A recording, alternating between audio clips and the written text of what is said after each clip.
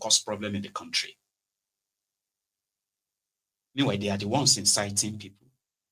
Their actions incite the people. But they are still lucky so far, if you put it that way. Here is a journalist talking about them and road constructions, these roads, a never-ending road construction. Nothing else really matters to these roads. Road construction, they will never really be completed. I grew up in Nigeria. Obviously, I've spent all my life in Nigeria, and right from while we were growing up, we've been fixing roads. Nigeria has been fixing one road or the other. We've been building roads, fixing roads, tarring roads here and there. You know, but if we continue if we continue with the way that we are currently, in another 15 years, another 20 years, when you are in your 40s or 50s or 60s, you think about where you're going to be in the next 20 years. Nigeria will still be tarring roads and, building one road here or there, or tarring the other road, patching this one here. Like we would never get to the place where we're now talking about a fully functional metro system that works in major cities across the country, trams, high-speed trains. Nah. We will just be tarring roads. That's where we're going to be. Still giving out road contracts, still having the president come and commission, 1 5-kilometer road that this person built in so and so place. Just road. You just be fixing roads. Just continue to tar roads. That's it. Don't expect that, maybe at some point you will get to actually experience a fully functional, beautiful public transportation system, electric buses and trams, and you can get out of your house and enter the tram, move into so and so station, and they will just be tarring roads. That's it. Just continue to fix and tar and build some flyovers here and there. That's it. In another 20 years, maybe in another 30 years. If we continue with the way we are now, that's pretty much it. The only time that you actually get to experience a fully functional public transportation system is when you leave Nigeria and go abroad. But here, we're just going to be tarring roads, and fixing the ones that we tarred 2 years ago that have broken down.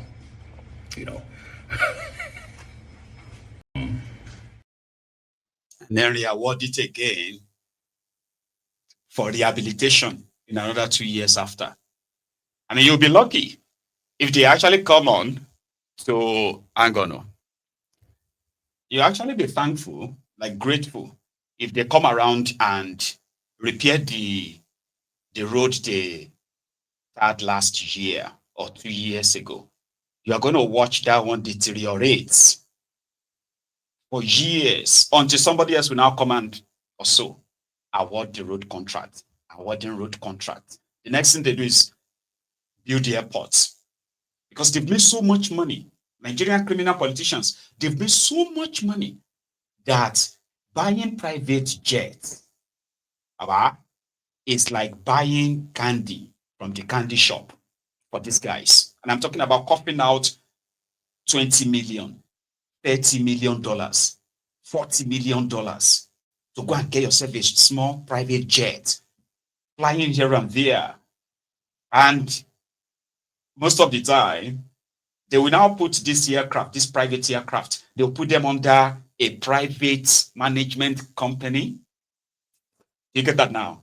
That would then pretend to be the owner, who would then be leasing out this aircraft, flying their VIPs, musicians, actors, and others, flying them all over the country and make this aircraft available for these politicians whenever they want to go and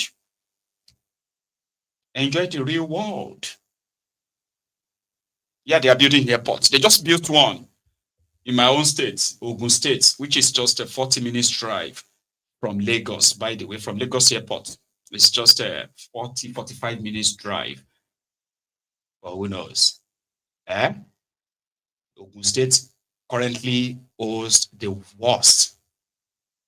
If they say the state with the worst kind of roads in Nigeria, I will personally protest if Ogun State is not between number 1 to 5. I know yours may be different, but we're not doing competition here. I know what I'm talking about, right? But they are building airports. A welcome development.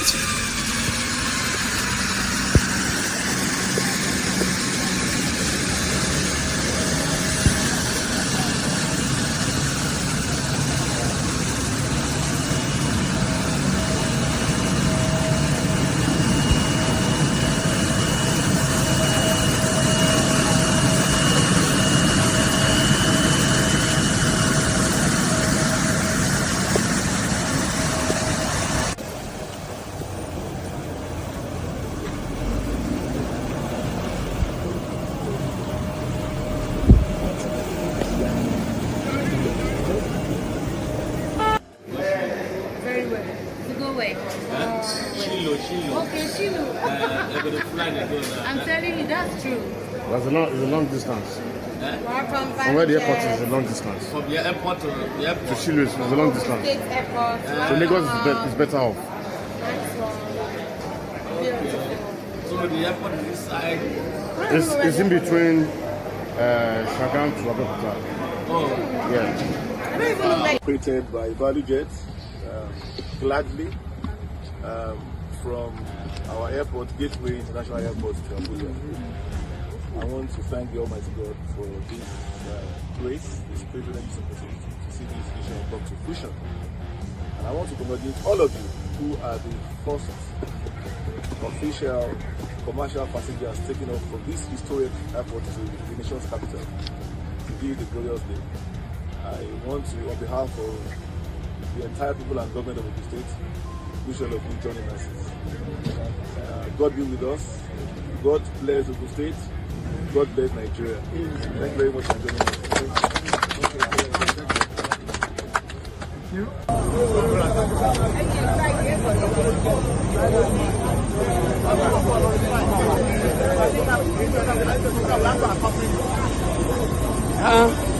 I didn't know you had this. How are you, sir? Good to see you again, sir. God bless.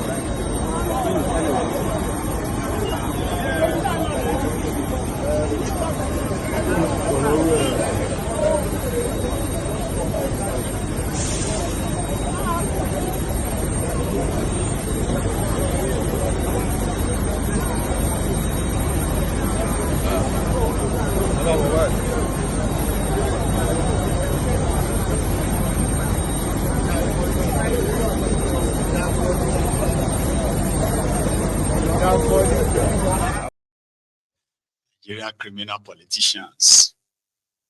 They are different breeds. You know? They are so different kind of breeds of criminals. They can't travel the roads anymore. They fly all the time.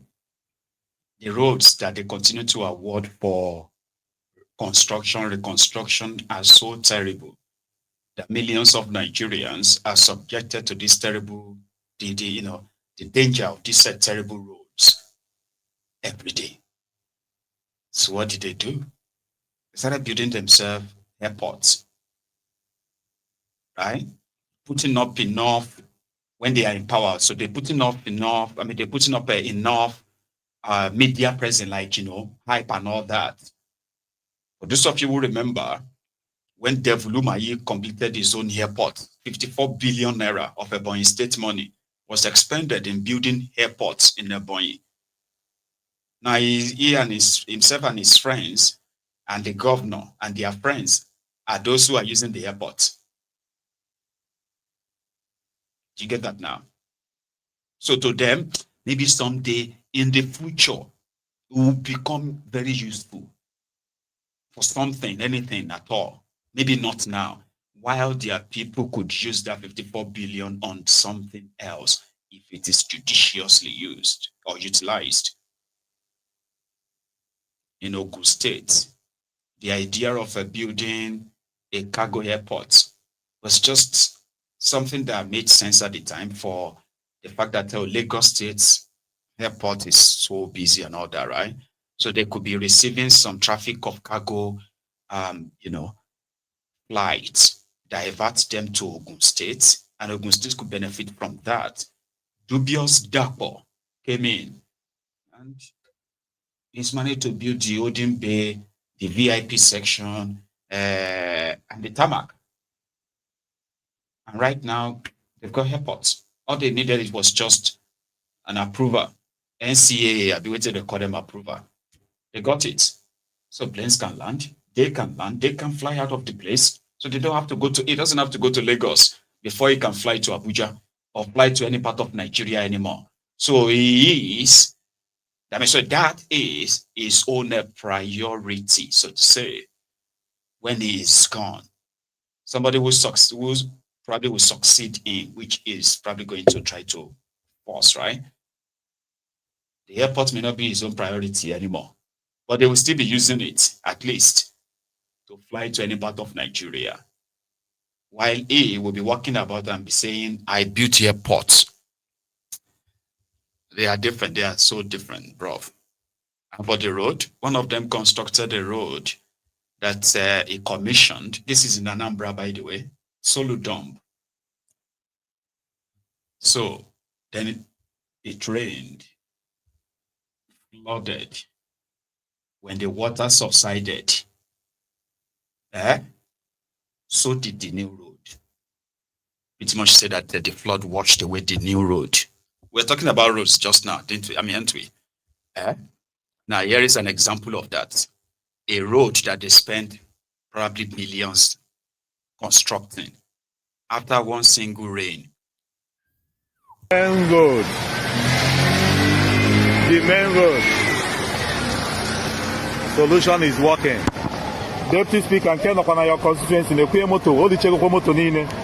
Odichekwa moto niile, nke a bụkwa Amawbia n'ise bypass. Ụzọ aka alụrụ anyị na na-ekwe mmiri na-apa moto, moto niile, nwezikwa moto na-aga nwunye.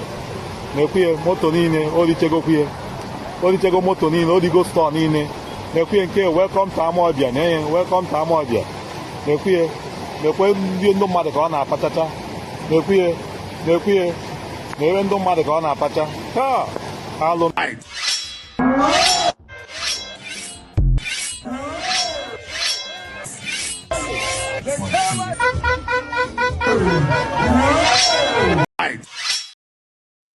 That's what the rain did, Joseph. So we have to redo it again. Yeah, of course, using the public fund again. Nobody goes to jail for all of that. No? Because it's public fund, it's public money. They don't get punished for it. A court ruled in Nigeria, by the way, they're currently having an issue with tinted glass or tinted window for your car. So if you have any factory fitted tinted glass on your car, you will need to take that car back and get that tinted removed. However, prior to this, right, they had a police permit, which is the permit to allow you, the permit that allowed you to drive about with your tinted glass. So then they said, no, we're not doing that anymore. In order for them to stop, to stop criminals who are hiding behind tinted glass, to fight insecurity, that's what they mean. So they will need to stop issuing the permit, and they will start arresting people with this tinted glass. Then a court ruled that would be illegal, and such order should not be carried out. So wrong. That's the court. Now, court gave the judgment. In Delta State, they have been confiscating people's cars, And you know, when police gets any good reason to obtain you, I know they miss some, right? Yeah, they won't. You have tinted glass. You are going to our station. Or give us 50,000 naira here, we will settle them so that we don't have to waste your time. It's about, God, no get 50,000 naira. Okay, enter car. Move they go station. You know what I mean? You know the drill. A court said, no, you can't do that. But a police commissioner was out in Rivers State yesterday. He said he is educating the motorists why they must remove their tinted glass. I said, Sherry, clash of lawlessness and attempt of lawfulness. Somehow, lawlessness could crush this, your attempt to be lawful. Fire brigade approach and all that. 2 steps forward, 20 steps backward. This was the Commissioner of Police for Rivers State yesterday, educating traffic about tinted glass.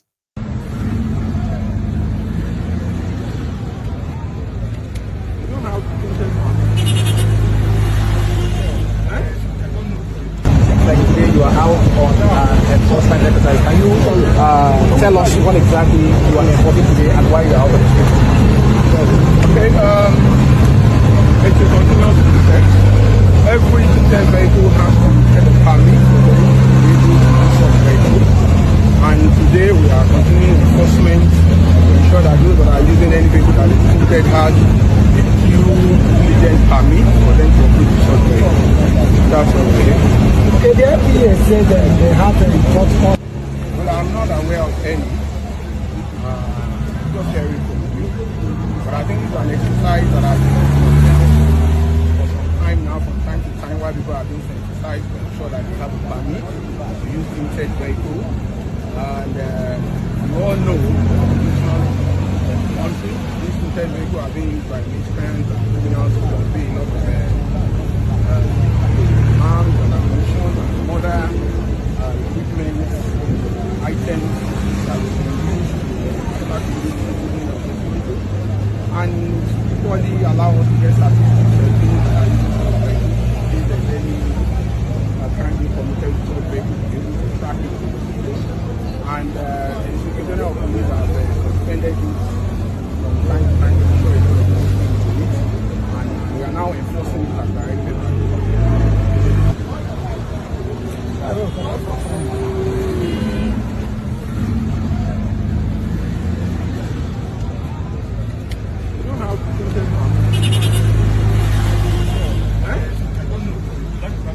No, you ask them now that they have any document for you for your Alright, sir, you are standing beside the vehicle right now. What have your men in this vehicle? When you interacted with the driver of this vehicle, you showed you some documents, but it seems like you sent somebody to impound the vehicle. So what's the situation with this particular vehicle and the driver of this vehicle? The vehicle has its papers intact, but does not have permit to use a tinted vehicle. And all the documents he showed has no evidence to show that he has that. So he's complaining that they told him that if his factory is tinted, he may not have to get a permit, which is the wrong information. So I think we also need to be sensitized to know that the vehicle is tinted, is something you can see for yourself. And for him to be riding on such vehicle in the town, he's supposed to have a permit where all necessary information about him will be known, so that if he's used in committing any crime, we'll easily get him for whatever crime the vehicle has been used to commit. But now he's going to be impounded so that he can do the necessary thing, be advised on what to do, and to let him know how the tinted permit looks like, for him to go and get one. Because from now on, we stop from time to time until he gets the vehicle being used without the vehicle allowed, so that we control the route of crowd, criminals and crimes are being done by people who normally have tinted glasses without having due diligence information on who owns such vehicles. There are complaints that the stress of being captured, that it takes a long time. So if someone has started a process and I'm not receiving yet, and the person is stopped, what's going to be the situation with that person? Yeah, such person, there's a number given to him. Even if you have done online to start the registration, there will be a number given to him that we use to go to the headquarters to go and capture. And when we see that, we know he's on the process, so we allow such people to probably some information that already has been received. So just to complete it and know about that, and then it's allowed to. Such people that we know that they started the process